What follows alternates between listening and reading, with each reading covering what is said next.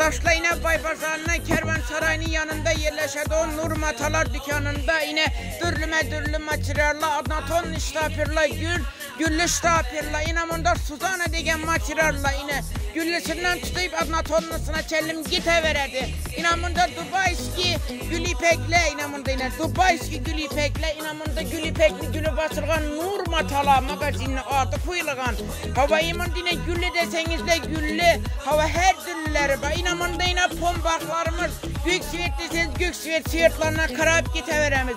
Yine bunda bursa koşuray iştapırlarımız yine bunda yine koşu aziz yurttaşlar hazır şkolni forma getirdik bundan yine mektebe netiledi onların bayağı şiirlerinden gelip şöyle alıverinler. Yine bunda yine en kımmat boğan hava streç dediler bana kırpıl güllü streç boğan değil kaçtı streç.